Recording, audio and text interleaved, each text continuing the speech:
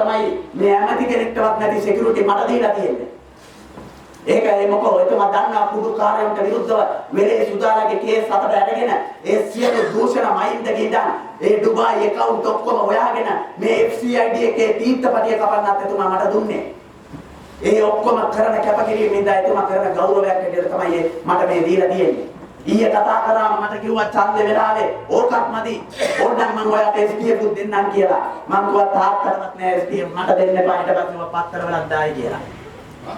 නමුත් ඒ කරනකොට අපි මේ මුත්තය පාර්ටිකේ රැස්වීමෙන් පස්සේ රනිල් වික්‍රමසිංහ මහත්තයාව අපි හම්බුණා 16 පාරක් අන්තිම සාකච්ඡාවේදී පැය 7යි විනාඩි 21ක් එතුමා මාත් එක්ක කතා කරලා එතුමා කිව්වා හරි ඔයාට ඔච්චර ෂුවර් නම් ඔයා මෙහෙමනම් මම කිව්වා එතුමාට පොදුබලයේ මෙන්න මේක කරන්නේ මෙන්න මේක මෙතනින් මෙතෙන් මේකට ගහනවා තැන් තුනක් ටාගට් කරලා ගහන්න තිබ්බා ඒ ගහනකොට ලක්ෂ ගණන් බහිනවා එතනින් යා සිංහල වෝට් එකම මේ පැත්තට හරවනවා ඒකෙන්ද ඒක වෙනස් කරන්න අපිට දෙන්න පොදු අපේක්ෂකයා අපි උන්ව කඩලා ඒ පැත්තෙන් මේ පැත්තට ගේන්නම් කියලා අන්න ඒක අපි කරලා දෙන්න එතුමා එකතු වුණා එතුමා එතකොට කිව්වා ඉස්සෙල්ලාම මට රාජිතව ගේන්න රාජිතව පොදු අපේක්ෂකයා කරන්න කියලා එතුමා කිව්වා රාජිතට UMP ඡන්දක් තියෙනවා ශ්‍රී ලංකා ඡන්දක් ගන්න පුළුවන් දෙකේම හිටියා ඒ වගේම මුස්ලිමුයි දෙමළයි ඡන්ද වැඩියෙන්ම ගන්න පුළුවන් රාජිතට කිව්වා මම ගිහිල්ලා ඇව්වා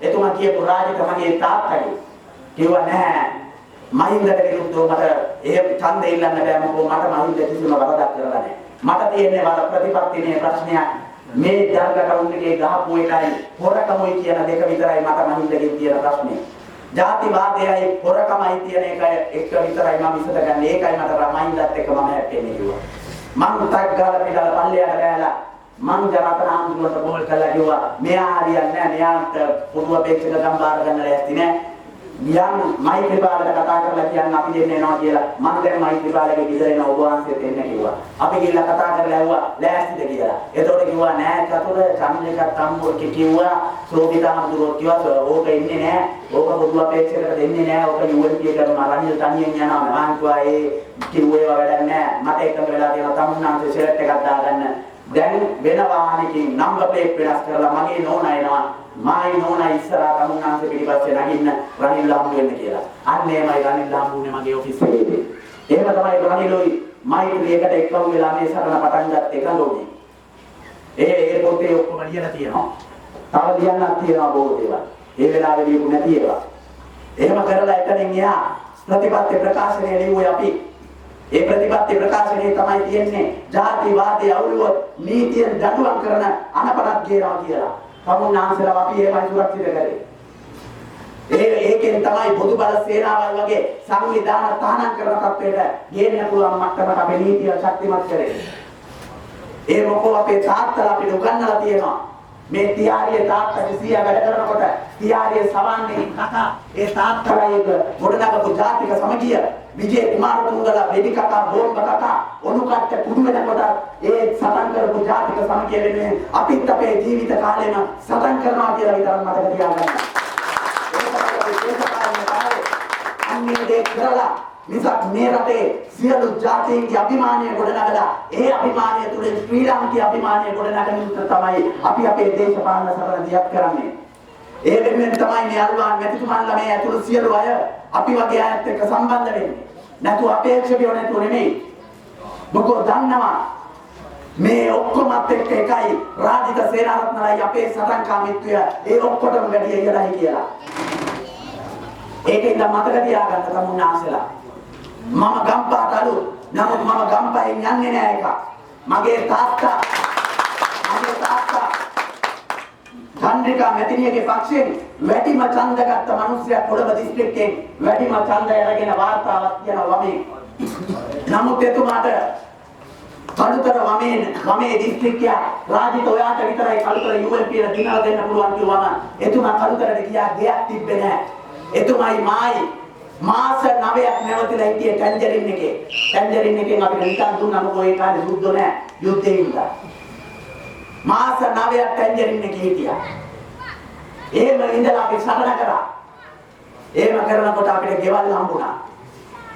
ඒ ගෙවල් වල ඉඳලා අපේ අද ආසනෙන් ආසනයට ජනතාව අපිට ගෙවල් දීලා තියෙනවා. අවුරුදු 23කට එතුමා එක දවසක් කළුතරෙන් එළියට ඇවිල්ලා නැහැ.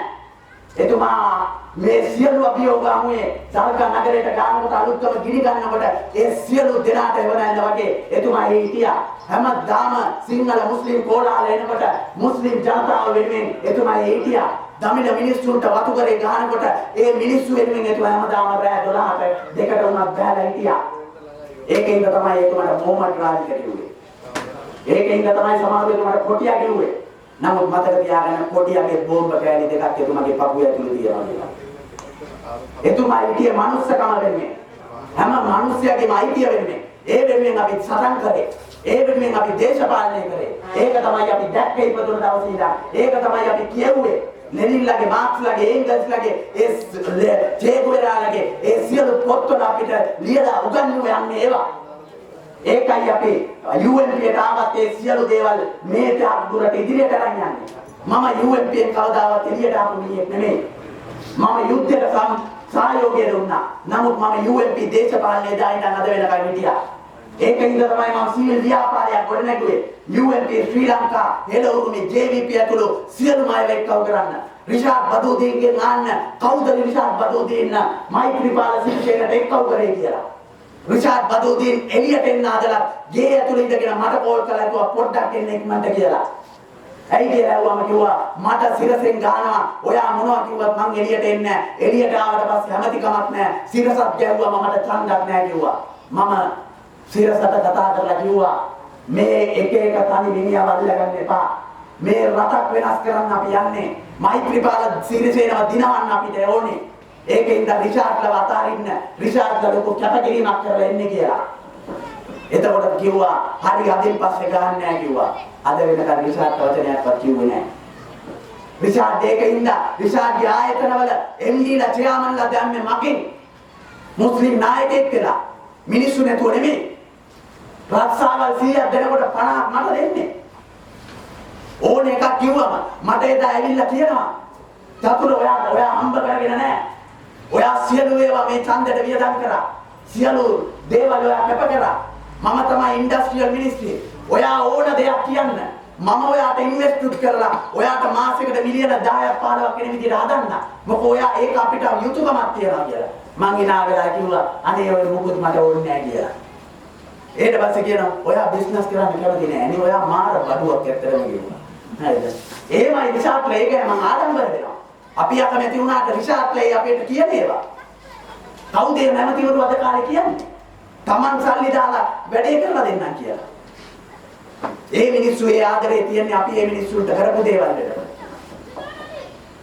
මම ඒකින්ද එදා එනකොට පූගොඩට මල්වානට මං කිව්වා මං තමුන්නාන්සලට රිෂාඩ්ගයි හකීම් එමතුමාවයි ගෙනල්ලා දෙන්න. සාලිවත් ඔය තුන් දෙනාව ගෙන්නලා මට ඡන්ද දෙන්න කියන්නද කියලා. එතන කිව්වා ඒ තුන් දෙනාම එපා අපි වෙනුවෙන් කතා කරපු සිංහල ඇමතිව ගෙනල්ලා දෙන්න කිව්වා. නැත්තම් මම කවදාවත් මේ කිසිම සිංහල ප්‍රදේශයකටවත් මගේ තාත්තව ගෙනල්ලා නැහැ. මම ගේන්නෙත් නැහැ. මෙතුමාලා මට බනිනවා පින්තූරේ ගන්න නැහැ කියලා. මොකද මම ආවේ පෞල් දේශපාලනයට විරුද්ධව. මහින්දට විරුද්ධව අපි සටන් කරේ පෞල් දේශපාලනයට විරුද්ධව. මහින්දගේ පෞල් දේශපාලනයෙන් තමයි ගෝඨාභය වගේ මානසික රෝගියෙක් ආරක්ෂක ඇමති වෙලා මේ රටේ මුස්ලිම් ජනතාව මැරුවේ. සුදු වෑන් වලින් සිංහල ජනතාව උස්සන් ගියේ. මෙන්න මේ පාරේදී තමයි අර පෙරටුගාමියගේ සහෝදරවරු දෙන්නෙක්ව මැරුවේ.